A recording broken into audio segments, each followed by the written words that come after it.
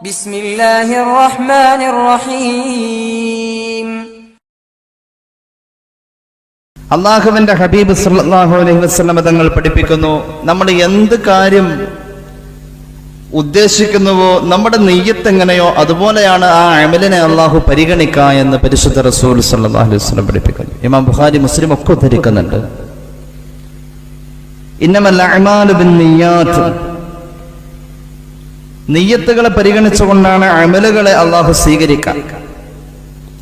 വ ഇന്നമാ ലികുല്ലി ഇംറിഇൻ മാ നവാ, ഓരോ മനുഷ്യർക്കും അവൻ കരുതിയ കാര്യങ്ങൾ, അവൻ ഉദ്ദേശിച്ച കാര്യങ്ങൾ, അതിന്റെ ഉദ്ദേശശുദ്ധി പോലെ തന്നെയാണ് അതിന്റെ പ്രതിഫലവുമെന്ന് ഹബീബായ റസൂൽ കരീം സല്ലല്ലാഹു അലൈഹി വസല്ലം പഠിപ്പിക്കുന്നു. നമ്മൾ കരുതൽ പോലും പുണ്യമാണെന്നാണ്, ഉദ്ദേശിക്കൽ പോലും. അതുകൊണ്ടാണ് അള്ളാഹുവിന്റെ ഹബീബ് പഠിപ്പിക്കുന്നു, ഒരു ഖുദ്സിയായ ഹദീസിൽ നമുക്ക് കാണാം, ഇന്നല്ലാഹ കതബൽ ഹസനാതി വസ്സയ്യിആത് ثم يبين ذلك فمن هم بحسنة فلم يعملها كتبها الله تبارك وتعالى عنده حسنة كاملة. ഈ ഭൂമിയിൽ മനുഷ്യരായ നമ്മൾ ചെയ്യേണ്ട നന്മകളും തിന്മകളും അല്ലാഹു രേഖപ്പെടുത്തിയതാണ്. നമ്മൾ ചെയ്യേണ്ട നന്മകൾ, നമ്മൾ ചെയ്യാൻ പാടില്ല എന്ന് നമ്മോട് നിർദ്ദേശിച്ചിരിക്കുന്ന തിന്മകൾ, ഇത് അല്ലാഹു കണക്കാക്കിയതാണ്. എന്നിട്ടോ ഒരു മനുഷ്യനൊരു നല്ലത് ചെയ്യാൻ മനസ്സിലങ്ങ് വിചാരിച്ചു കഴിഞ്ഞാൽ ഫലം യഅമൽഹാ, വിചാരിച്ചതേ ഉള്ളൂ, അവന് ചെയ്യാൻ കഴിഞ്ഞതുമില്ല. കതബഹല്ലാഹു തബാറക വതആല ഇൻദഹു ഹസനതൻ കാമില. ആ വിചാരിച്ചതിനെ ഒരു നന്മയായി അള്ളാഹു രേഖപ്പെടുത്തി, ഒരു പൂർണ്ണ നന്മയായി രേഖപ്പെടുത്തി. അവൻ ആ നന്മ ചെയ്തിട്ടില്ല, ചെയ്യണമെന്ന് വിചാരിച്ചതേ ഉള്ളൂ. മുഹമ്മദ് മുസ്തഫ സ്വല്ലല്ലാഹു അലൈഹി വസല്ലം എന്താ പറഞ്ഞത്? നന്മ ചെയ്തില്ല, നന്മ ചെയ്യാൻ ആഗ്രഹിച്ചു, ചെയ്യാൻ പറ്റിയില്ല. ആ ആഗ്രഹിച്ചതിന്റെ ആത്മാർത്ഥത, നന്മയിൽ ആഗ്രഹിച്ചല്ലോ, അതുപോലും ആ നന്മയുടെ സ്ഥാനത്താണെന്ന് മുഹമ്മദ് മുസ്തഫ സ്വല്ലല്ലാഹു അലൈഹി വസല്ലം. അപ്പൊ ഇനി അവൻ ആ നന്മ ചെയ്താലോ? ചെയ്യാൻ ആഗ്രഹിച്ചു, ചെയ്യണമെന്ന് വിചാരിച്ചു, ചെയ്യാൻ പറ്റിയില്ല, എന്നാൽ നന്മ ചെയ്ത കൂലിയ. അപ്പൊ അത് ചെയ്താലോ?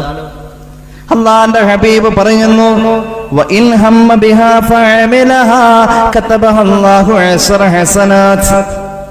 ഒരു നന്മ ചെയ്യാൻ ആഗ്രഹിച്ചു, നന്മ ചെയ്യാൻ ആഗ്രഹിച്ചതിന്റെ കൂടെ നന്മ പൂർണ്ണമായും ചെയ്ത് പൂർത്തീകരിക്കുകയും ചെയ്തു. പടച്ചവന്റെ പൊരുത്തം മാത്രമേ മനസ്സിലുള്ളൂ. അങ്ങനെ നന്മ ചെയ്തു, എന്നാൽ അതിന് മിനിമം ലഭിക്കുന്നത് 10 ഇരട്ടിയാണെന്ന് മുഹമ്മദ് മുസ്തഫ സല്ലല്ലാഹു അലൈഹി വസല്ലം. 10 ഇരട്ടി. ഇത് നമ്മുടെ നെയ്യത്തിന്റെ പവറാണ്, നമ്മുടെ നെയ്യത്തിന്റെ ശക്തിയാണിത്. നന്മ ചെയ്യാൻ ആഗ്രഹിച്ചു, പക്ഷെ നന്മ ചെയ്തില്ല. ആ ആഗ്രഹത്തിന്റെ പേരിൽ അള്ളാഹു അവന് പൂർണ്ണമായ നന്മ രേഖപ്പെടുത്തുന്നു. എന്നാൽ നന്മ ചെയ്യാൻ ആഗ്രഹിക്കുകയും നന്മ ചെയ്യാൻ കഴിയുകയും ചെയ്തു, എന്നാൽ ആ നന്മക്ക് മിനിമം അല്ലാഹു നൽകുന്നത് 10 ഇരട്ടിയാണ്. എവിടെ വരെ പോകും? 700 ഇരട്ടി വരെ. അതിനപ്പുറത്തേക്ക് എത്രയാണോ ഒരു മനുഷ്യന്റെ മനസ്സിലുള്ളതായ നന്മയുടെ താല്പര്യം, അവന്റെ നെയ്യത്തിന്റെ ആത്മാർത്ഥത, അത്രയും അതിന്റെ ഇരട്ടി ഇരട്ടി കിട്ടിക്കൊണ്ടേയിരിക്കുമെന്ന് അള്ളാഹുവിന്റെ ഹബീബേ നബി മുഹമ്മദ് മുസ്തഫ സല്ലല്ലാഹു അലൈഹി വസല്ലം പഠിപ്പിക്കുകയാണ്. ഞാനതിനൊരു ഉദാഹരണം പറയാം. അതിനു മുന്നേ ആ ഹദീസ് ഒന്ന് പൂർത്തീകരിക്കട്ടെ. അവിടുന്ന് പഠിപ്പിക്കുകയാണ്, ഇനി ഒരു മനുഷ്യൻ ഒരു തിന്മ ചെയ്യാൻ വിചാരിച്ചു, ഫലം യഅമൽഹാ, തിന്മ ചെയ്യാൻ അവന് പറ്റിയില്ല, കഴിഞ്ഞില്ല, എന്നാൽ കതബഹല്ലാഹു ഇൻദഹു ഹസനതൻ കാമില, തിന്മ ചെയ്യാതിരുന്നല്ലോ എന്ന പരിഗണനയിലും അല്ലാഹു അവന് ഒരു നന്മ രേഖപ്പെടുത്തുമെന്ന് മുഹമ്മദ് മുസ്തഫ സല്ലല്ലാഹു അലൈഹി വസല്ലം. തിന്മ ചെയ്യാൻ വിചാരിച്ചു, അല്ലെ വേണ്ട ചെയ്യണ്ട എന്നങ്ങോട്ട് തീരുമാനിച്ചിട്ട് അതിന് പിന്മാറിയാൽ ചെയ്യാതിരുന്നതിന്റെ പേരിൽ ഒരു കൂലിയുണ്ടെന്ന് മുഹമ്മദ് മുസ്തഫ സല്ലല്ലാഹു അലൈഹി വസല്ലം. ഇനിയോ ഒരാൾ ഒരു തിന്മ ചെയ്യാൻ വിചാരിച്ചു, എന്നിട്ടോ തിന്മ ചെയ്യുകയും ചെയ്താൽ കതബഹല്ലാഹു സയ്യിഅതൻ വാഹിദ, തിന്മയ്ക്ക് ഒരു തെറ്റേ അല്ലാഹു രേഖപ്പെടുത്തു എന്ന് നബിയുനാ റസൂലുള്ളാഹി. ഇമാം ബുഖാരിയും മുസ്ലിമും ഈ ഹദീസ് ഉദ്ധരിക്കുന്നുണ്ട്. അല്ലാഹുവിന്റെ ഒരു കാരുണ്യം നോക്കണേ. തിന്മ ചെയ്യാൻ വിചാരിച്ചു, തിന്മ ചെയ്യാതെ പിന്മാറി, എന്നാൽ നന്മ അല്ലാഹു രേഖപ്പെടുത്തി. തിന്മ ചെയ്യാൻ വിചാരിച്ചു, തിന്മ ചെയ്യുകയും ചെയ്താൽ ഒരു തെറ്റാണ് അല്ലാഹു രേഖപ്പെടുത്തുക എന്ന് മുഹമ്മദ് മുസ്തഫ സല്ലല്ലാഹു അലൈഹി വസല്ലം. അപ്പൊ നന്മ ചെയ്യാൻ ഒരാൾ വിചാരിച്ച് നന്മ ചെയ്താൽ ആ നെയ്യത്തിന്റെ ശക്തി അനുസരിച്ച് മിനിമം 10 ഇരട്ടിയിൽ നിന്നും 700 ഇരട്ടി അടുത്ത സ്കെയിലതാ. അവിടുന്ന് പിന്നെ ഒരുപാട് ഇരട്ടി പ്രതിഫലം അല്ലാഹു രേഖപ്പെടുത്തുമെന്ന് പറഞ്ഞപ്പോ ഇപ്പൊ നിങ്ങളുടെ മനസ്സിൽ ഏത് മനുഷ്യന്റെ നന്മയാ വന്നതെന്നൊന്ന് പറയാൻ കഴിയോ? എന്റെ മനസ്സിൽ വന്നത് സയ്യിദുനാ ഖലീലുല്ലാഹി നബി ഇബ്രാഹിം അലൈഹിസ്സലാത്തു വസ്സലാം എന്ന് പറയുന്ന ഒരു വലിയ മനുഷ്യന്റെ നന്മകളെ കുറിച്ചാണ് എനിക്ക് ഓർമ്മ വന്നത്.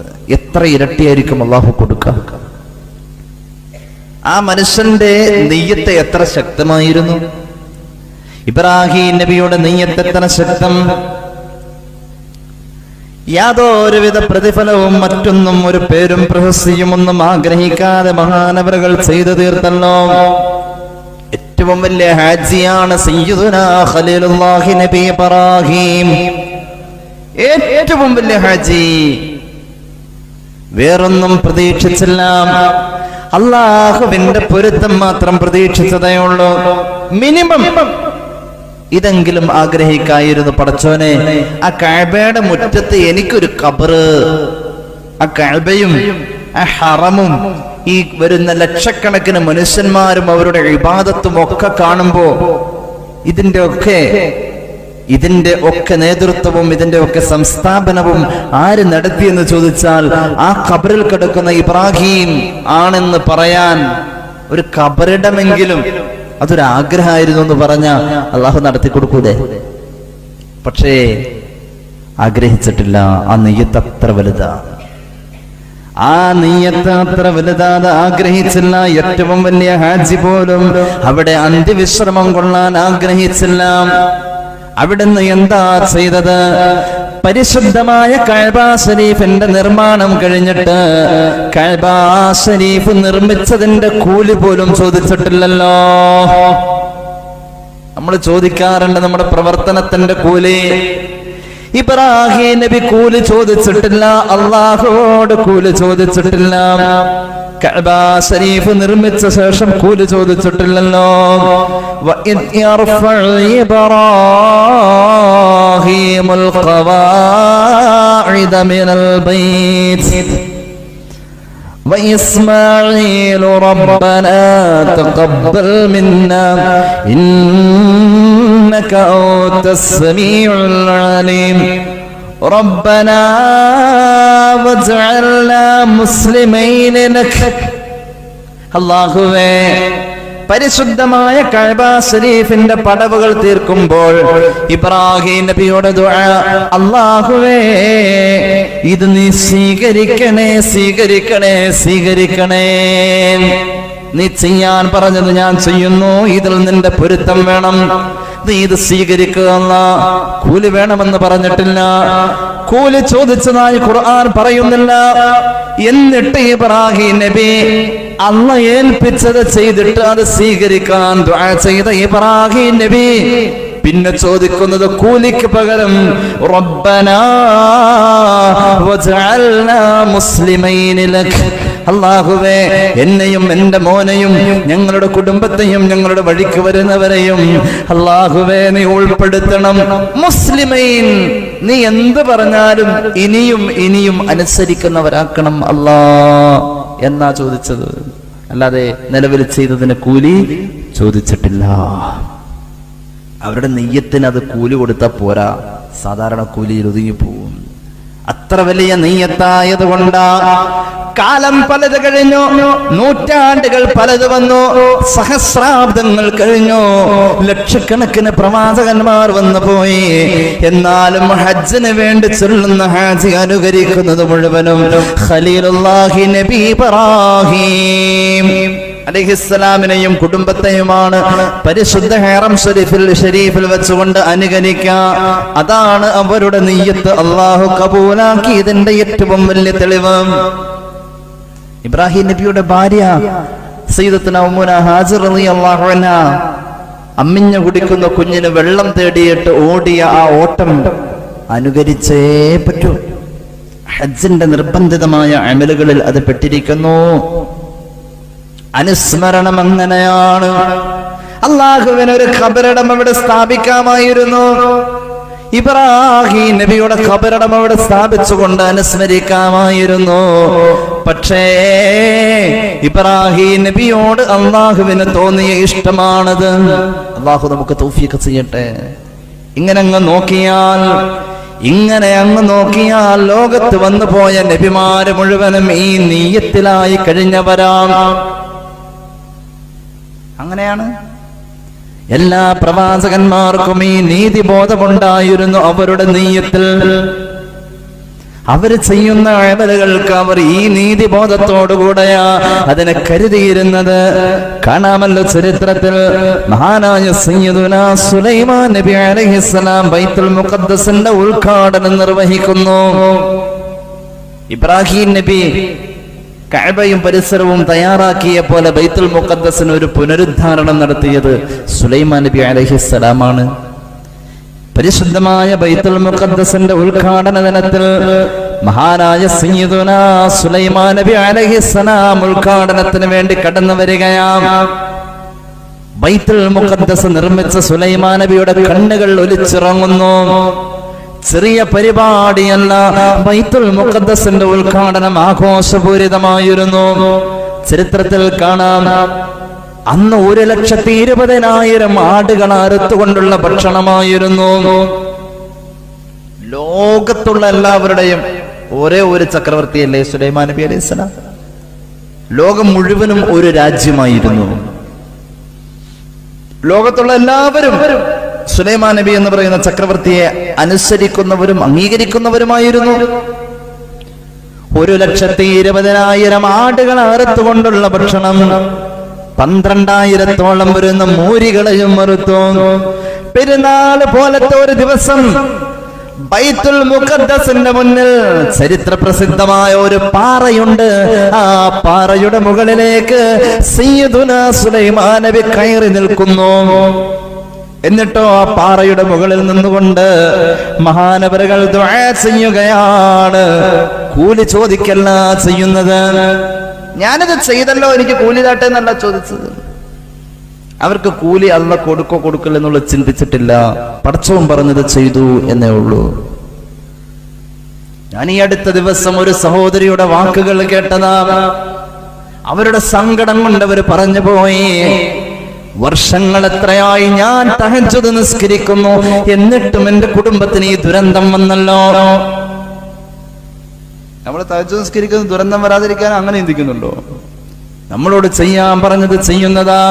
തിങ്കളും വ്യാഴവും എനിക്ക് സുന്നത്ത് നോമ്പ് ഒഴിവല്ല. അതൊക്കെ അള്ളാന്റെ പൊരുത്തത്തിന് ചെയ്യണല്ലേ. അവരുടെ വിവരക്കുറവ് കൊണ്ടും അവർക്ക് വന്ന സങ്കടത്തിന്റെ ആഴം കൊണ്ടും അങ്ങനെ പറഞ്ഞു പോയി. എന്തേ കാരണം? നമ്മളൊക്കെ വെറും സാധാരണ പച്ച മനുഷ്യന്മാരാണ്. സുലൈമാൻ നബിയുടെ ദുആ മഹാന്മാർ രേഖപ്പെടുത്തുന്നു. മഹാനവറുകൾ ഉണ്ടല്ലോ, അതാ പാറയുടെ മുകളിലേക്ക് കയറിയിട്ട് പൊട്ടിക്കരഞ്ഞിട്ട് ദുആ ചെയ്യാണ്. അല്ലാഹുമ്മ ഇന്നക വഹബതലി ഹാദിഹി സൽതന വമിൻ ഖുദ്റതിക ഹാദൽ ബിനാ. അല്ലാഹുവേ, ഈ ലോകം മുഴുവൻ അടക്കി ഭരിക്കാൻ നീയാണ് എനിക്ക് അതിനുള്ള അവസരം തന്നത്. ഈ അധികാര സോപാനങ്ങളും ഈ കിരീടവും ചെങ്കോലും ഈ കാണുന്ന വെഞ്ചാമരം വീശുന്നതായ കൊട്ടാരത്തിന്റെ അകത്തളവും പച്ചപ്പരവതാനിയും ശീലീകരിച്ച ഇതിന്റെ അകത്തളവും എല്ലാം അല്ലാഹുവേ നീ തന്ന ഔദാര്യമാണ്. അല്ലാഹ് സുലൈമാൻ എന്ന് പറയുന്ന എന്നെ നീ ഏൽപ്പിച്ചല്ലോ, ഇത് നിന്റെ ഔദാര്യവും എനിക്ക് കിട്ടിയ ഭാഗ്യവുമാണ് തമ്പുരാനെ. വമിൻ ഖുദ്റതിക ഹാദൽ ബിനാ, പരിശുദ്ധമായ ബൈത്തുൽ മുഖദ്ദസ് ഉണ്ടല്ലോ തമ്പുരാനെ, നിന്റെ ഖുദ്റത്തിന്റെ അംശമാണ് അല്ലാഹ്. ഞാനാവട്ടെ, ഞാൻ ആരാണെന്നറിയോ? ഇത് നിർമ്മിച്ചതിന്റെ ക്രെഡിറ്റ് എനിക്ക് വേണ്ട അല്ലാഹ്. ഈ ബൈത്തുൽ മുഖദ്ദസിന്റെ നിർമ്മാണത്തിന്റെ പേരും പ്രശസ്തിയും എനിക്ക് വേണ്ട തമ്പുരാനെ. അനഅബ്ദുക ശകൂറുൻ അലാ ഹാദാ, അല്ലാഹുവേ ഞാൻ നിന്നോട് നന്ദി ചെയ്യാൻ കടപ്പെട്ട ഒരു നിസ്സാരനായ നിന്റെ അടിമ മാത്രമാണ് തമ്പുരാനെ. ലിഅന്നക വഫഖതനീ വഹദാനി ലിഹാദാ. ലക്ഷക്കണക്കിന് മനുഷ്യന്മാർ ഈ ഭൂമിയിൽ വന്നിട്ട്, കോടിക്കണക്കിന് മനുഷ്യന്മാർ ഈ ഭൂമിയിൽ വന്നിട്ട്, റബ്ബേ നിന്റെ ബൈത്തുൽ മുഖദ്ദസിന്റെ പുനരുദ്ധാരണത്തിന് ഈ സുലൈമാൻ എന്ന് പറയുന്ന സാധാരണക്കാരനായ ഈ പാവപ്പെട്ട അടിമയെ നീ എന്തിനെ ഏൽപ്പിച്ചു അല്ലാഹ്? ഞാൻ നിന്നോട് കടപ്പെട്ടിരിക്കുന്നു തമ്പുരാനെ. സയ്യിദുനാ സുലൈമാൻ. എന്നിട്ടോ കുരി ചോദിച്ചോ? ഇല്ല, ദുആ തീർന്നില്ല. പിന്നെ ഇങ്ങനെ ദുആരക്കന്നെ. അല്ലാഹുമ്മ വഖ്ദിനി വതവഫനി മുസ്ലിമാ വൽഹഖനി ബിസ്സാലിഹീൻ. അല്ലാഹുവേ എന്റെ ഹിദായത്ത് നീ നിലനിർത്തി തമ്പുരാനെ. അല്ലാഹുവേ എന്നെ നീ മുസ്ലിമായി ജീവിപ്പിച്ച്, മുസ്ലിമായി മരിപ്പിച്ച് സാലിഹീങ്ങളുടെ കൂടെ ചേർക്കണം അല്ലാഹ്. സയ്യിദുനാ സുലൈമാൻ സ്വന്തം ശരീരത്തെ നരകത്തിൽ നിന്ന് മോചിപ്പിക്കാൻ വേണ്ടിയിട്ടുള്ള ദുആകൾ മാത്രമായിരുന്നു. ഇവിടെ ഒന്നും ദുനിയാവ് ചോദിച്ചിട്ടില്ല. നമ്മളൊക്കെ ഒരുപാട് താഴെ കിടക്കാണ്. നമ്മുടെ അമല് കൊണ്ട് നമ്മൾ എന്തോ വലുത് പ്രതീക്ഷിക്കുന്നു. സ്വർഗം പരലോകത്ത് കിട്ടുമെന്ന് പ്രതീക്ഷിക്കുന്നു. അല്ലാഹു തരട്ടെ. നമ്മളൊക്കെ പാവങ്ങളാ. നമ്മളൊന്ന് താരതമ്യം ചെയ്തു നോക്കാം. ഇന്നലെ കഴിഞ്ഞവരും ഇന്ന് കഴിയുന്നവരും തമ്മിലുള്ള ആ നിയ്യത്തിന്റെ അന്തരം. സ്വർഗം പരലോകത്തേക്ക് ചോദിക്കുന്നു, ദുനിയാവിൽ മറ്റ് സൗകര്യങ്ങൾ ചോദിക്കുന്നു. സുലൈമാൻ നബി അലൈഹിസ്സലാം വീണ്ടും ദുആ ചെയ്യുകയാണ്. അല്ലാഹുവേ ഈ പള്ളിയിൽ കടന്നു വരുന്നവൻ ഈ പള്ളി അഭയമാവണം അല്ലാഹ്. ഏത് പള്ളി? പരിശുദ്ധമായ ബൈത്തുൽ മുഖദ്ദസ്. അങ്ങോട്ട് കടന്നു ചെല്ലുന്നവന് ആ ബൈത്തുൽ മുഖദ്ദസ് ഒരു അഭയമാവണം അല്ലാഹ്. അല്ലാഹുവേ ഈ ബൈത്തുൽ മുഖദ്ദസിന്റെ അകത്ത് വന്നിരുന്നിട്ട് നിന്നോട് പുറത്തു തരാൻ ആവശ്യപ്പെടുന്ന തൗബ ചെയ്യുന്ന മനുഷ്യന് ആ ബൈത്തുൽ മുഖദ്ദസിനെ പരിഗണിച്ചുകൊണ്ട് നീ തൗബ സ്വീകരിക്കണമല്ല. ഒരു രോഗിയാണ് ഇങ്ങോട്ട് കടന്നു വരുന്നത് എങ്കിൽ പടച്ചറബേ അയാൾക്ക് നീ ശരീരത്തിന് ആഫിയത്ത് കൊടുക്കണമല്ല. ഒരു ഫഖീറായ മനുഷ്യനാണ് ഇവിടെ വന്നുകൊണ്ട് ദുആ ചെയ്യുന്നതെങ്കിൽ ആ മനുഷ്യന് നീ നിഅമത്ത് നൽകണം അല്ലാഹ്. സയ്യിദുനാ സുലൈമാൻ അലൈഹിസ്സലാം ഒന്ന് അവിടെ വരെ പോവാൻ അല്ലാഹു തൗഫീഖ് ചെയ്യട്ടെ. ഹജ്ജ് ആഗ്രഹിക്കുന്ന പോലെ തന്നെ ബൈത്തുൽ മുഖദ്ദസ് നമ്മൾ ആഗ്രഹിച്ചേ പറ്റൂ. അല്ലാഹു നമുക്ക് നിറവേറ്റി തരട്ടെ. അല്ലാഹു നമുക്ക് തൗഫീഖ് ചെയ്യട്ടെ. എന്താ കാരണം എന്നറിയോ? 1000 ഷഹീദിന്റെ കൂലി ചെറിയ കാര്യമല്ല. ബൈത്തുൽ മുഖദ്ദസിന്റെ സിയാറത്തിന് അല്ലാഹു നൽകുന്നത് 1000 ഷഹീദിന്റെ കൂലിയാണെന്ന് നബിയുനാ റസൂലുള്ളാഹി. 1000 ഷഹീദിന്റെ കൂലി കിട്ടുന്നു. 1000കണക്കിന് പാപങ്ങൾ പൊറുക്കുന്നു. ദുആക്ക് ഇജാബത്ത് ഉണ്ടാവുന്നു. എല്ലാവരുടെയും ആത്മീയമായ മടക്കം അങ്ങോട്ടാണ്. കഴിഞ്ഞ ദിവസം നമ്മൾ പറഞ്ഞില്ലേ, കഅബ ഷരീഫ് പോലും അവസാന കാലഘട്ടത്തിൽ മടങ്ങി ചെല്ലുന്നത് ഈ ബൈത്തുൽ മുഖദ്ദസിലേക്കാണ്. പള്ളി മാത്രമല്ല, സുബ്ഹാനല്ലദീ അസ്റാ ബിഅബ്ദിഹി ലൈലൻ മിനൽ മസ്ജിദിൽ ഹറാം ഇലൽ മസ്ജിദിൽ അഖ്സല്ലദീ ബാറക്നാ ഹൗലഹു. വിശുദ്ധ ഖുർആൻ. ആ പള്ളി ഏത് പള്ളിയാണെന്നറിയുമോ? അല്ലാഹു പരിസരം ബറക്കത്ത് ചെയ്തു എന്ന് ഖുർആൻ പേര് പറഞ്ഞ ഒരേ ഒരു പള്ളി. പള്ളി മാത്രല്ല, പള്ളിയുടെ പരിസരവും ബറക്കത്താണ്. ഇമാം റാസി തഫ്സീറുൽ കബീറിൽ രേഖപ്പെടുത്തുന്നു, ബിഖുബൂരിൽ അംബിയാഇ, ആയിരക്കണക്കിന് നബിമാരുടെ ഖബറിടം കൊണ്ട് അല്ലാഹു തആല ബറക്കത്ത് ചെയ്തു എന്ന്.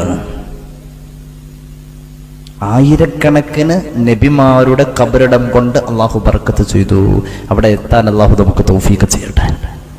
എല്ലാവരും ദുആ ചെയ്യണതിന്. സുലൈമാൻ നബിയുടെ നെയ്യത്താണ് ആ കാണുന്നത്. മഹാനവരുകളുടെ നെയ്യത്തിന്റെ ശക്തിയാണ് ചരിത്രത്തിൽ നമുക്ക് ഇങ്ങനെയൊക്കെ വായിക്കാൻ കഴിയുന്നത്. നിങ്ങൾ നോക്കണം, ഒന്നാം സ്ഥാനത്തെ പള്ളിയാണ് മസ്ജിദുൽ ഹറം, അല്ലേ? ഒന്നാം സ്ഥാനത്തെ പള്ളിയിൽ നിന്നും അള്ളാന്റെ ഹബീബ് പോകുന്നത് മൂന്നാം സ്ഥാനത്തുള്ള പള്ളിയിലേക്കാണ്. മനസ്സിലായില്ല? മൂന്നാം സ്ഥാനത്തെ പള്ളി ബൈത്തുൽ മുഖദ്ദസ്. ഒന്നാം സ്ഥാനത്തെ പള്ളിയിൽ നിന്നും മൂന്നാം സ്ഥാനത്ത് നിൽക്കുന്ന പള്ളിയിലേക്ക് അള്ളാഹുവിന്റെ ഹബീബ് പോയതിനെ കുറിച്ച് വിശുദ്ധ ഖുർആൻ അവതരിപ്പിക്കുന്നു. അവതരണം നടന്നിട്ടുള്ള അധ്യായത്തിന് ആ യാത്രയുടെ പേരും വെക്കുന്നു സൂറത്തുൽ ഇസ്രാ. നിശാപ്രയാണം, രാത്രിയിലെ സഞ്ചാരം എന്നാണ് ഇതിനർത്ഥം. എന്തിനാ ഈ മൂന്നാം സ്ഥാനത്തെ പള്ളിയിലേക്ക് പോയത്? മൂന്നാം സ്ഥാനത്തെ പള്ളിയിലേക്ക് പോയത് ലിനുരിയഹു മിൻ ആയാതിനാ, അല്ലാഹുവിന്റെ ഒരുപാട് ദൃഷ്ടാന്തങ്ങൾ കാണാനുണ്ട് അവിടെ. അല്ലാഹു നമുക്ക് തൗഫീഖ് ചെയ്യട്ടെ. സുലൈമാൻ നബിയുടെ ദുആഇന്റെ ഒരു പവറാണിത്. അതുകൊണ്ട് നമ്മുടെ അമലിന് വലിയ കാര്യമില്ല. നമ്മുടെ അമലുകൾ ഉണ്ടല്ലോ, വലുതാണ് നമ്മൾ ചിന്തിക്കല്ലേ. പരിശുദ്ധമായ ബൈത്തുൽ മുഖദ്ദസ് ലോകത്തിന് സംഭാവന ചെയ്ത നബി പോലും അതിൽ വലിപ്പം കണ്ടിട്ടില്ല. പരിശുദ്ധമായ കഅബ ശരീഫ് ലോകത്തിന് സംഭാവന ചെയ്ത പ്രവാചകൻ പോലും അതിലൊരു വലിപ്പത്തരം കണ്ടിട്ടില്ല. മഹാനായ സയ്യിദുന അതാഉസ് സലമി റളിയല്ലാഹു അൻഹു എന്ന് പറയുന്ന സ്വഹാബി ഉണ്ടല്ലോ, അല്ലാഹുവേ, വലിയൊരു മഹാനവറുകൾ വസ്ത്രം നെയ്യുന്നതിൽ വലിയ നിപുണനാണ്. അതാഉസ് സലമി നിർമ്മിച്ചു, നെയ്തുണ്ടാക്കിയതാണെന്ന് പറഞ്ഞാൽ മാർക്കറ്റിൽ വലിയ വിലയുള്ളതാണ്. മഹാനവറുകൾ ഒരു വസ്ത്രം തുന്നിയുണ്ടാക്കി, നെയ്തുണ്ടാക്കി, അങ്ങാടിയിൽ കൊണ്ടുപോയി കച്ചവട വിപണിയിൽ കൊണ്ടുപോയി കൊടുത്തു. അത് വാങ്ങുന്നതായ കച്ചവടക്കാരൻ ആ വസ്ത്രം ഒന്ന് കുടഞ്ഞു, എന്നിട്ട് വെയിലിന്റെ നേരെ പിടിച്ചു, സൂര്യപ്രകാശത്തിലേക്കൊന്ന് കാണിച്ചു. അതാഉസ് സലമയോട് പറഞ്ഞു, ഈ വസ്ത്രത്തിന് ഞാൻ നിസ്സാരമായ ഇത്രയും ദിർഹമേ തരുകയുള്ളൂ. അതാഉസ് സലമി റളിയല്ലാഹു അൻഹു വില പറഞ്ഞു, ഞാൻ അതിലേറെ വില പ്രതീക്ഷിക്കുന്നുണ്ട്, എനിക്ക് ഇത്ര ദിർഹം കിട്ടിയേ പറ്റൂ. അതാഉസ് സലമയോട് വീണ്ടും അയാൾ പറഞ്ഞു, ഇല്ല, ഇതിന് നിസ്സാരമായ ഇത്ര വിലയെ ഞാൻ തരികയുള്ളൂ.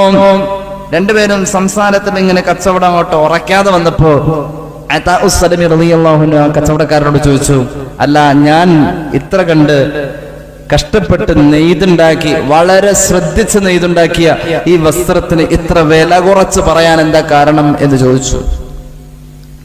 കച്ചവടക്കാരൻ പറഞ്ഞു, ഞാൻ ഇതിൽ ഒരുപാട് പോരായ്മകൾ കാണുന്നു. ഈ വെളിച്ചത്തിലേക്കൊന്ന് ഞാൻ തെളിച്ചു പിടിച്ചപ്പോൾ ഈ വസ്ത്രത്തിന്റെ അകത്ത് ഒരുപാട് കേടുപാടുകളും പോരായ്മകളും ഞാൻ കാണുന്നത് കൊണ്ട് താങ്കൾ അധ്വാനിച്ചു കൊണ്ടുവന്ന ഈ വസ്ത്രത്തിന് ഞാൻ താങ്കൾ വിചാരിക്കുന്ന വില തരില്ല സഹോദരാ. അതാഉസ് സലമി റളിയല്ലാഹു അൻഹു വാവിട്ട് കരയുകയാണ്. ആ കച്ചവടക്കാരൻ സമാധാനിപ്പിച്ചിട്ട് പറഞ്ഞു, കരയണ്ട, കരഞ്ഞതിന്റെ പേരിൽ ഞാൻ നിനക്ക് പൈസ കൂട്ടിത്തരാം. മഹാൻ പറഞ്ഞു, എനിക്ക് വേണ്ട, എനിക്ക് കാശ് കൂടുതൽ വേണ്ട, ഞാൻ കരഞ്ഞതിന്റെ പേരിൽ എനിക്ക് കൂടുതൽ വേണ്ട. അപ്പോൾ കച്ചവടക്കാരൻ ചോദിച്ചു, തങ്ങൾ എന്തിനാ പിന്നെ കരഞ്ഞതെന്ന് ചോദിച്ചപ്പോൾ, സഹോദരാ, ഞാൻ ചിന്തിച്ചത് എന്റെ അമലുകളെ കുറിച്ചാണ്. എന്താ കാരണമെന്നറിയോ? സൂക്ഷ്മമായി ഞാൻ നിരീക്ഷിച്ചുകൊണ്ട് ഒരുപാട് സമയം ഇതിനു വേണ്ടി ചെലവ് ചെയ്തുകൊണ്ട്, ഞാൻ നിപുണനാണ് വസ്ത്രം നെയ്യുന്നതിൽ, നെയ്ത്ത് വിദ്യയിൽ നിപുണനായ ഞാൻ എന്റെ നൈപുണ്യം മുഴുവനും ഞാനിതിൽ പ്രകടിപ്പിച്ചുകൊണ്ട് ഞാൻ ഇത് നെയ്തുണ്ടാക്കിയപ്പോൾ, കേവല മനുഷ്യനായ നിനക്ക് ഒരു സൂര്യപ്രകാശത്തിന്റെ വെളിച്ചത്തിൽ അതിന്റെ പോരായ്മകൾ കണ്ടിട്ട് നിപുണനായ എന്റെ മുന്നിൽ നിരത്താൻ കഴിയുമെങ്കിൽ, ഞാൻ ഇത്ര കണ്ട് ശ്രദ്ധിച്ച് ചെയ്യുന്നതല്ല എന്റെ അമലുകൾ. ആ അമലുകളെ വിചാരണയുടെ നാളിൽ ലക്ഷക്കണക്കിന് ആളുകളുടെ ഇടയിൽ വെച്ച് അല്ലാഹു റബ്ബുൽ ഇസ്സത്ത് അങ്ങ് വലിച്ചു കീറിയിട്ട് അതിന്റെ ഇടയിലേക്ക് അല്ലാഹു പോരായ്മകൾ ഉണ്ടെന്ന് പറഞ്ഞ് എന്നെ ചൂണ്ടിക്കാണിച്ചാൽ എനിക്ക് ഏത് അമലാ ഉള്ളത്?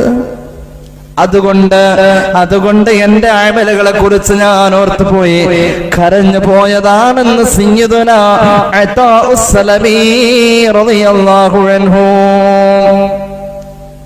അമല് കൊണ്ട് സ്വർഗ്ഗത്തിൽ പോകാൻ നിൽക്കുന്ന നമ്മള് ഖുർആൻ പറഞ്ഞ ഈ വാക്കൊന്ന് കേൾക്കണം. എല്ലാ വെള്ളിയാഴ്ചയും നമ്മൾ ഓതുന്നുണ്ടല്ലോ, ഖുൽ ഹൽ നുനബ്ബിഉകും ബിൽ അഖ്സരീന അഅ്മാല الذين ضل سعيهم في الحياة الدنيا وهم يحسبون أنهم يحسنون صنعا. അല്ലാഹു പറയുന്നു, പടച്ചോൻ നമുക്ക് കരുണ ചെയ്യട്ടെ. നബി അങ്ങ് പ്രഖ്യാപിക്ക, പ്രവാചകരെ, ഹൽ നുനബ്ബിഉകും ബിൽ അഖ്സരീന അഅ്മാല, അമൽ ചെയ്തിട്ട് ഏറ്റവും വലിയ പരാജയം സംഭവിച്ചവരെ പറ്റി പറഞ്ഞു തരട്ടെ. അല്ലദീൻ, അവരാരാണെന്നറിയോ?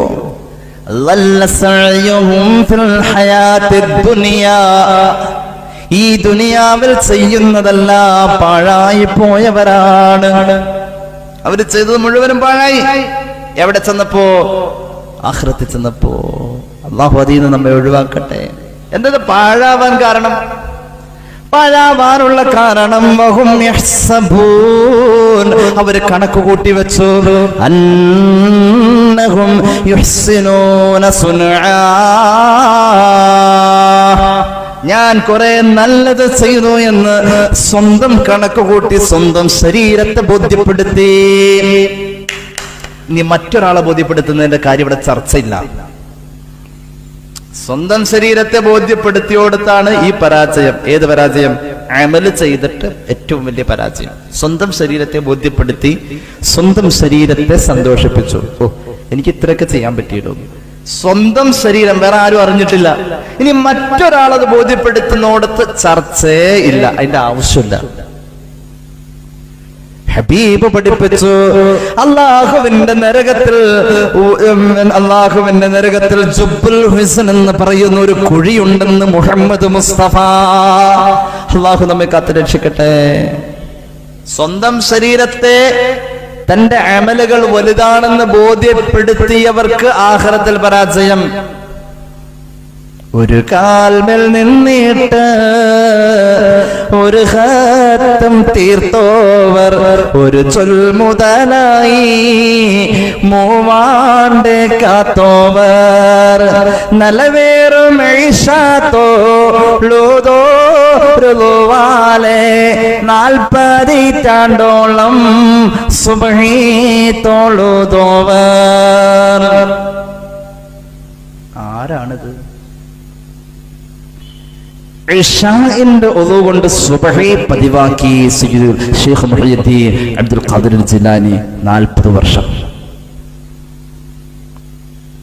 ഒരു കാലിൽ നിന്നിട്ട് ഒരു ഖത്തം ഓതി. എന്താ കാരണം? ഉറക്ക് വരുന്നത് കൊണ്ട്. ഇങ്ങനെയൊക്കെ ചെയ്തപ്പോ ഞാൻ ഇന്നലെ ഇപ്പൊ ഒരു ഖത്ത് ഓതിയതാണല്ലോ, ഇന്നിപ്പോ വേണ്ടാന്ന് ചിന്തിച്ചില്ല. കാരണം ചെയ്യുന്നത് വലുതാണെന്ന് ചിന്തിക്കാത്ത മനുഷ്യൻ. ഈ മനുഷ്യന്റെ പ്രത്യേകത എന്തെന്നറിയോ?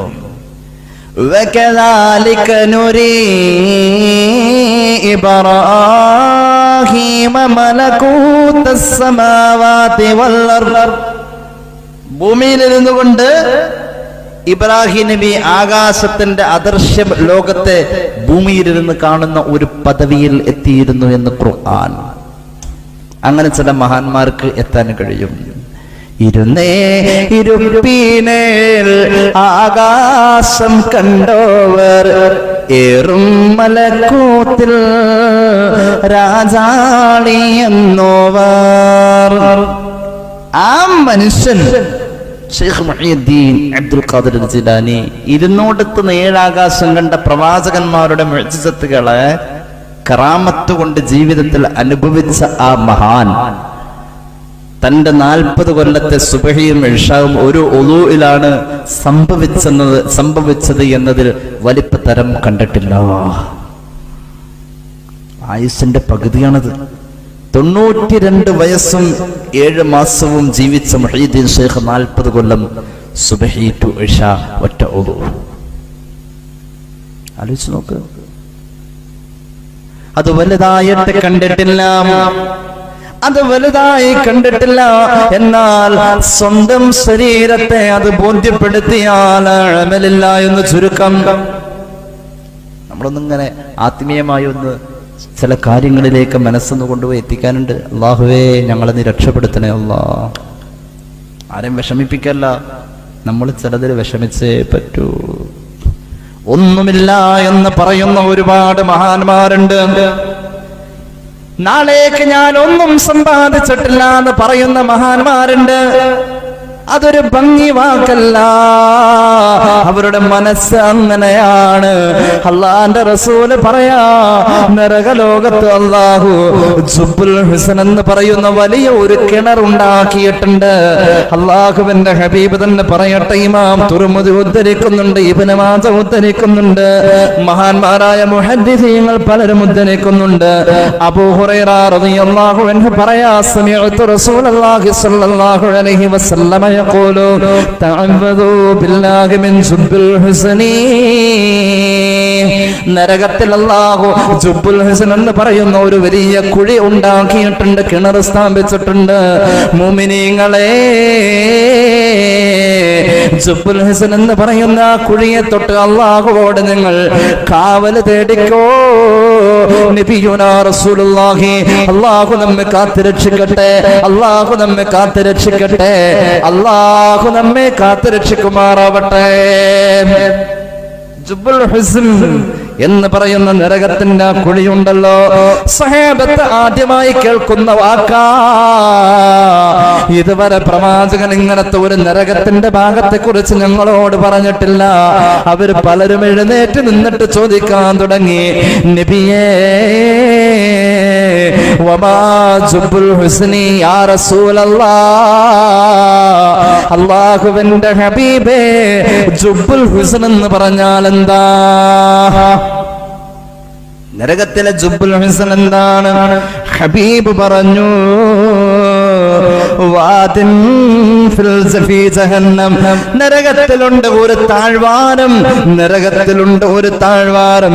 തതഅവദു മിൻഹു ജഹന്നമു കുല്ല യൗമിൻ 400 മർറത്തിൻ. ഒരു ദിവസം നരകത്തിന്റെ മറ്റെല്ലാ ഭാഗങ്ങളും ഈ താഴ്വാരത്തിൽ ചെന്ന് പെടാതിരിക്കാൻ വേണ്ടി നരകത്തിന്റെ ഈ ജുബ്ബുൽ ഹുസ്ൻ എന്ന താഴ്വാരത്തെ തൊട്ട് നരകത്തിന്റെ മറ്റു ഭാഗങ്ങൾ ഒരു ദിവസം 400 വട്ടം അല്ലാഹുവോട് കാവൽ തേടുന്ന നരകത്തിന്റെ ഭാഗം നബിയുനാ റസൂലുള്ളാഹി. ആര് കാവൽ തേടി? നരകത്തിന്റെ മറ്റു ഭാഗങ്ങൾ മുഴുവനും ഈ ഒരു താഴ്വാരത്തെ പേടിച്ചുകൊണ്ട് അല്ലാഹുവോട് കാവൽ തേടുന്ന ഒരു താഴ്വാരം നരകത്തിൽ അല്ലാഹു വെച്ചിട്ടുണ്ട്. അതിന്റെ പേര് ഒന്ന് പറയൂ. ജുബ്ബുൽ ഹുസ്ൻ, സങ്കടത്തിന്റെ കിണർ എന്നാണ് മുഹമ്മദ് മുസ്തഫ. അല്ലാഹു നമ്മെ കാത്തിരക്ഷിക്കുമാറാവട്ടെ. ഈ ജുബ്ബുൽ ഹുസ്ൻ, അതിനെ തൊട്ട് നിങ്ങൾ ജീവിതത്തിൽ ദുആ ഇറക്കണം, അതിൽ പെടാതെ എന്ന് മുഹമ്മദ് മുസ്തഫ സ്വല്ലല്ലാഹു അലൈഹി വസല്ലം. നരകത്തിന്റെ മറ്റു ഭാഗങ്ങൾക്ക് പോലും ഈ ഭാഗത്തെ പേടിയ 400 വട്ടമത്രേ ഒരു ദിവസം അതിൽ പെടാതിരിക്കാൻ നരകത്തിന്റെ മറ്റു ഭാഗങ്ങൾ കാവൽ ചോദിക്കുക. അത്ര ഭീകരമായ ഒരു ഭാഗം നരകത്തിലുണ്ട്. അല്ലാഹുവേ പടച്ചോനെ കാക്കണേ അല്ലാഹ്. എന്തൊരവസ്ഥയാണ് തമ്പുരാനെ. എന്നിട്ടോ അപ്പോൾ സഹാബത്ത് ചോദിച്ചു, വമയ്യദ്ഖുലുഹാ യാ റസൂലല്ലാഹ്, ആരാ നബിയെ അതിലേക്ക് ചെന്ന് ചേരുന്നത്? നബി ആരാ ഭാഗത്തേക്ക് ചെന്ന് പതിക്കാൻ? ആരാണ് നബിയെ ഹതഭാഗ്യവാന്മാരാൽ ആരാണെന്ന് ചോദിച്ചപ്പോൾ റസൂലുള്ളാഹി പറയാൽ ഖുറാഉൽ മുറാഊന ബിഅഅമാലിഹിം, ഖുർആനൊക്കെ അത്യാവശ്യം പാരായണം ചെയ്യാൻ കഴിയുന്ന ഒരല്പസ്വല്പം വിവരമൊക്കെ ഉണ്ടെന്ന് തോന്നുന്ന ജീവിതമുള്ള ആളുകളുണ്ടല്ലോ, അവരുടെ അമലുകൾ മറ്റുള്ളവരെ കാണിക്കത്തക്ക രീതിയിൽ പ്രകടിപ്പിക്കുന്ന അമലുകൾ ഒരു പ്രകടനമായി വരുന്ന ആളുകൾ ആരോ അവരാണ് ജുബ്ബുൽ ഹുസനിന്റെ ആളുകളെന്ന് അല്ലാഹുവിന്റെ ഹബീബ് നബിയുനാ മുഹമ്മദുർ റസൂൽ സല്ലല്ലാഹു അലൈഹി വസല്ലം. അല്ലാഹു നമ്മെ കാത്തുരക്ഷിക്കുമാറാവട്ടെ. ഞാൻ വിത്തർ ഇന്നലെ 11 നിസ്കരിച്ചത് എന്നൊക്കെ പറയൂലോ അല്ലേ? ളുഹ ഇപ്പൊ കഴിഞ്ഞ ആഴ്ച മുതൽ ഞാനിപ്പോ 8 അല്ല 10 ആയത് 12 അടുത്ത ആഴ്ച ആക്കൂട്ടോ എന്നൊക്കെ പറയുന്നില്ലേ? അങ്ങനെയുള്ളവർക്ക് ഉള്ളതാണിതെന്ന്. അത് നേരത്തെ ഖുർആൻ പറഞ്ഞത് അമൽ ചെയ്തുകൊണ്ട് ഏറ്റവും വലിയ പരാജയം സംഭവിക്കുന്നവർ വഹും യഹ്സബൂൻ അന്നഹും യുഹ്സിനൂന സുൻആ, ചെയ്യുന്നത് വലിയതാണെന്ന് സ്വന്തം വിലയിരുത്തുന്നവർക്ക് ഏറ്റവും വലിയ പരാജയം, ആ ഏറ്റവും വലിയ പരാജയം ഇതാണെന്ന് പരിശുദ്ധ റസൂൽ മുഹമ്മദ് മുസ്തഫ. ഇനി ഇതിലേക്ക് ഒരാൾ ചെന്ന് ചേരാൻ അങ്ങനെയുള്ളവരെ തിരിച്ചറിയാൻ 4 അടയാളമുണ്ട്. 4 അടയാളം. അതുകൊണ്ട് ഞാനിന്ന് പറയട്ടെ, നമ്മുടെ അമലുകൾ ആരെയും ബോധ്യപ്പെടുത്താനുള്ളതല്ല. ഗുണം ചെയ്തു നീ ഗുണം ചെയ്തു നീ പറയാതിരിക്കാരോടും, കുഴിച്ചിട്ട വിത്തേ ഭൂമിയിൽ വേരോടും. വിത്താണിത്, അത് മണ്ണിന്റെ അടിയിലാണ് കിടക്കേണ്ടത്, അതാരും കാണണ്ട, അത് വേരോടിക്കോളും ആഖിറത്തിലേക്ക്. അല്ലാഹു തൗഫീഖ് ചെയ്യട്ടെ, അല്ലാഹു തൗഫീഖ് ചെയ്യട്ടെ. അതുകൊണ്ട് ഈ കിണറിലേക്ക്, നരകത്തിന്റെ ഭീകരമായ ഈ ഭാഗത്തേക്ക് എത്തുന്നവർക്ക് 4 അടയാളമുണ്ടെന്ന് സയ്യിദുനാ അലി റളിയല്ലാഹു അൻഹു. 4 അടയാളം. ഖാല അലി റളിയല്ലാഹു അൻഹു ലിൽ മുറാഇ 4 അലാമാത്തിൻ. 4 അടയാളം. യക്സിലു ഇദാ കാന വഹ്ദ, ഒറ്റയ്ക്കാണെങ്കിൽ അമൽ ചെയ്യാൻ മടിയായിരിക്കും. തനിച്ചാവുമ്പോൾ അമൽ ചെയ്യൂല, മടിയന. തനിച്ചാവുമ്പോൾ മടി തോന്നും. പിന്നെയോ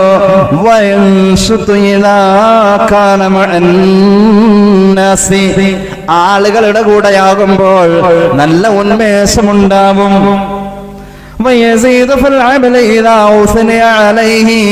അവനെ സ്തുതിച്ച് നല്ലത് പറഞ്ഞു കഴിഞ്ഞാൽ അവൻ കൂടുതൽ അമൽ ചെയ്യും.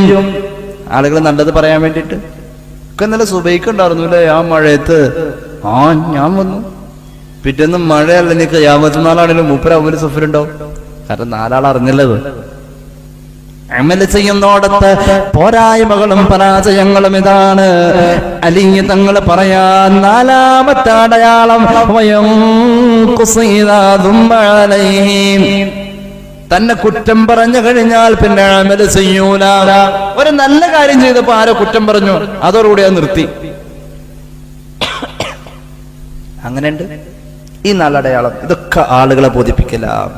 അങ്ങനെയുള്ളോടത്ത് പരാജയമാ, അങ്ങനെയുള്ളോടത്ത് പരാജയമാ. ഇവര് അല്ലാഹുവിനെ കളിയാക്കുന്നവരാണെന്ന് ഖുർആൻ. ഇവർ അല്ലാഹുവിനെ കളിയാക്കുന്നവരാണെന്ന് ഖുർആൻ. വമിനൻ നാസ് മൻ യഖൂലു ആമന്നാ ബില്ലാഹി വബിൽ യൗമിൽ ആഖിർ വമാ ഹും ബിമുഅ്മിനീൻ യുഖാദിഊന അല്ലാഹ വല്ലദീന آمنوا وما يخدعون إلا أنفسهم وما يشعرون في قلوبهم مرض فزادهم الله مرضا ولهم عذاب أليم بما كانوا يكذبون. വിശദീകരിക്കാൻ സമയമില്ല. അള്ളാഹു നമ്മെ അതിൽ നിന്ന് ഒഴിവാക്കട്ടെ. അതുകൊണ്ട് അമല് ചെയ്യുമ്പോൾ പടച്ചവനോട് ഇത് സ്വീകരിക്ക്, തരണത് അള്ളാഹ് തരും. തരാൻ അള്ളാഹു എന്തൊക്കെ ഖൈർ ഉദ്ദേശിച്ചിട്ടുണ്ടോ അതൊക്കെ തരും അള്ളാഹുവിനോട്. എന്നാലും നമ്മൾ ചോദിച്ചു പോകും ഞങ്ങളുടെ ആവശ്യങ്ങളൊക്കെ ചോദിച്ചു. പക്ഷെ ഈ ചെയ്യുന്നതൊക്കെ വലുതാണെന്നങ്ങനെ വിചാരിച്ചു പോയാൽ നമ്മൾ തോറ്റുപോയി. പിന്നെ അമല് ചെയ്യാൻ നമുക്ക് തോന്നൂല. കാരണം എന്താ? നമ്മുടെ കാഴ്ചപ്പാടിൽ വലുത് ചെയ്തു, ഇനി എന്താ ഇതിലും വലുത് ചെയ്യാനുള്ളത്? പരിധിയില്ലല്ലോ അള്ളാഹുവിനെ വഴിപ്പെടുന്നതിന്. നന്മയെക്കുറിച്ചുള്ള നമ്മുടെ മനസ്സിന്റെ വിചാരങ്ങളും താല്പര്യങ്ങളും ആഗ്രഹങ്ങളും, അതാണ് നമ്മുടെ നിയ്യത്ത്. ആ നിയ്യത്തിന് അനുസരിച്ച് അവിടെ കൊടുക്കുന്ന കൂലി മിനിമം 10 ഇരട്ടിയിൽ നിന്നും തുടങ്ങിയാൽ 700 അടുത്ത സ്റ്റോപ്പ്, പിന്നെ അപ്പുറത്തുനിന്ന് അള്ളാഹു ഉദ്ദേശിച്ച ഇരട്ടി എത്രയോ അത്രേ കൊടുക്കുന്നത്. അള്ളാഹു തൗഫീഖ് ചെയ്യട്ടെ. അങ്ങനെയാണ് ഹബീബ് പഠിപ്പിച്ചല്ലോ. ഇമാം അഹ്മദ് അവിടുത്തെ മുസ്നദിൽ ഉദ്ധരിക്കുന്നു, അഖ്വഫു മാ അഖാഫു അലൈക്കും, നിങ്ങളുടെ മേൽ ഞാൻ ഭയക്കുന്ന ഏറ്റവും വലിയ കാര്യം, ഹബീബ് പറയുകയാണ് സല്ലല്ലാഹു അലൈഹി വസല്ലം, ജനങ്ങളെ നിങ്ങളിൽ ഉണ്ടാവുന്നതിൽ ഞാൻ ഏറ്റവും ഭയക്കുന്ന ഒരു കാര്യമുണ്ട്, അത് അശ്ശിർകുൽ അസ്ഗർ, ചെറിയ ശിർക്കാണെന്ന് മുഹമ്മദ് മുസ്തഫ സല്ലല്ലാഹു അലൈഹി വസല്ലം. ചെറിയ ശിർക്കാണ് ഞാൻ നിങ്ങളിൽ ഏറ്റവും കൂടുതൽ ഭയക്കുന്നതെന്ന് നബിയുനാ റസൂലുള്ളാഹി. എന്താണ് ചെറിയ ശിർക്ക് എന്ന് ചോദിക്കാൻ സ്വഹാബത്ത് പലരും അങ്ങ് എഴുന്നേറ്റു. വബശ്ശിർകുൽ അസ്ഗർ യാ റസൂലല്ലാഹ്, നബിയേ ഏറ്റവും ചെറിയ ശിർക്ക് ഏതാണെന്ന് ചോദിച്ചപ്പോൾ അല്ലാഹുവിന്റെ ഹബീബ് പറഞ്ഞു, റിയാ, ജനങ്ങളെ കാണിക്കാൻ വേണ്ടി കാട്ടിക്കൂട്ടലുകൾ നടത്താം. അല്ലാഹു നമ്മെ ഒഴിവാക്കി തെരുമാറാവട്ടെ. അതാണ് ഞാൻ നിങ്ങളിൽ പിൽക്കാലത്ത് അങ്ങനെ സംഭവിക്കും, ഓർത്തു പോവാ. ഒരു സഹോദരൻ ചോദിച്ചതായി ഓർത്തു പോവാ, പറഞ്ഞതായി ഓർത്തു പോവാ, ഇനിയെങ്കിലും ഞാൻ ഹജ്ജിന് പോയില്ലെങ്കിൽ നാട്ടുകാരെന്ത് പറയും ഉസ്താദേ? അല്ലാഹു കാത്തുരക്ഷിക്കട്ടെ. ഇനിയെങ്കിലും ഞാൻ ഹജ്ജിന് പോയില്ലെങ്കിൽ ആൾക്കാരെന്ത് പറയും? ഞാൻ എന്തായാലും ഈ കൊല്ലം പോവാ. ഒന്ന്, വിവരമില്ല. 2, ഇതൊക്കെ സാധാരണ വിവരമുള്ളവന്റെ ജീവിതത്തിലും ഉണ്ടാവാറുണ്ട്. അള്ളാഹു നമ്മെ കാത്തുരക്ഷിക്കുമാറാവട്ടെ. അതുകൊണ്ട് ചിന്തിക്കുക, റസൂലുള്ളാഹി ഏറ്റവും കൂടുതൽ ഭയപ്പെട്ടത് ഇതാണ്. മഹാന്മാര് പറയാണ്, ആളുകൾ കാണത്തക്ക രീതിയിൽ കാട്ടിക്കൂട്ടലുകളായി നമ്മുടെ ജീവിതത്തിന്റെ പ്രവർത്തനങ്ങൾ മുഴുവനും ചില കോലങ്ങളായി രൂപപ്പെടുമ്പോൾ അതിന് ഉദാഹരണം പറയുന്ന മഹാന്മാരുണ്ട്.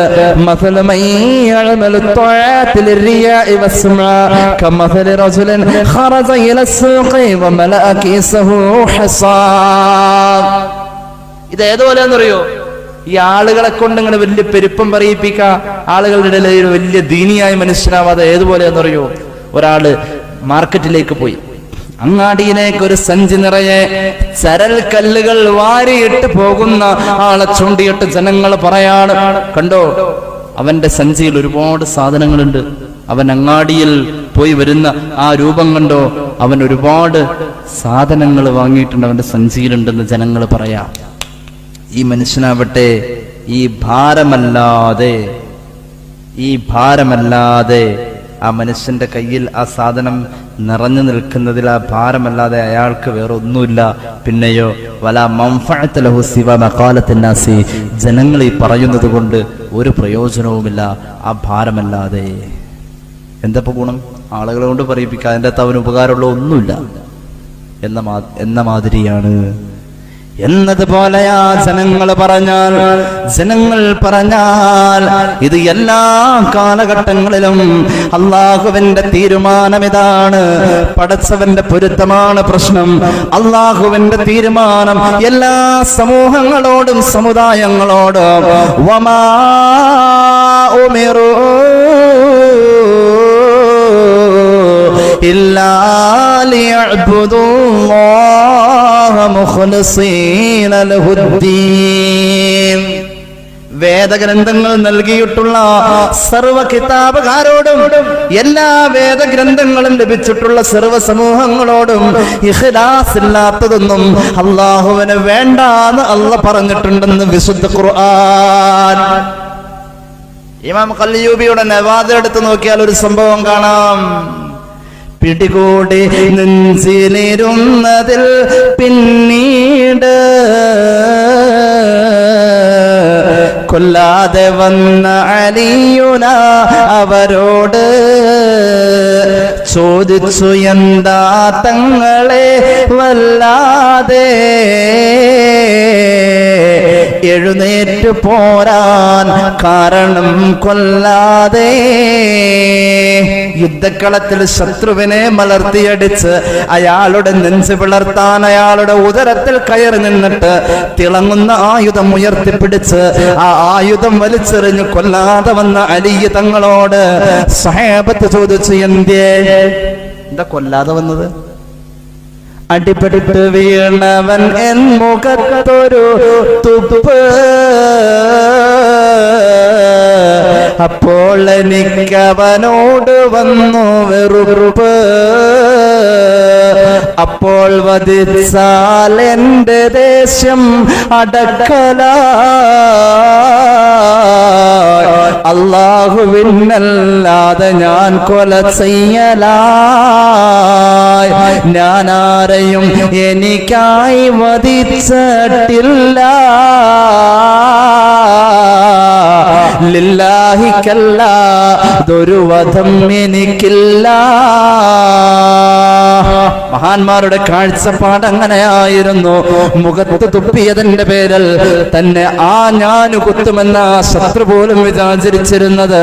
പക്ഷേ എന്റെ മുഖത്ത് തുപ്പിയതിന്റെ പ്രതികാരം തീർത്തതായി പോകുമോ ഈ രണഭൂമിയിലെ ചുവടുവെപ്പുകളെന്ന് ഞാൻ ഈ ജിഹാദ് കൊണ്ട് പടച്ചറപ്പിന്റെ പൊരുത്തം മാത്രമാ പ്രതീക്ഷിച്ചതെന്ന് സയ്യിദുനാ അലിയുൽ മുർത്തള റളിയല്ലാഹു അൻഹു. അല്ലാഹു നമ്മെ സ്വാലിഹീങ്ങളിൽ ഉൾപ്പെടുത്തുമാറാവട്ടെ. സാലിഹ അല്ലെങ്കിലും സാലിഹിൽ ഉൾപ്പെടുത്തണേന്ന എല്ലാ നബിമാരും ദുആ ചെയ്തത്, വഅൽഹിഖ്നി ബിസ്സാലിഹീൻ, സാലിഹീങ്ങളുടെ കൂട്ടത്തിലേക്ക് ഞങ്ങളെ കൊണ്ടുപോയി തമ്പുരാനെ. അല്ലാഹു അങ്ങനെയെങ്കിലും നമ്മെ ചേർക്കുമാറാവട്ടെ. നമ്മൾ സാലിഹായതിന്റെ പേരിൽ പോയി പെട്ടുകൊള്ളുന്നില്ല.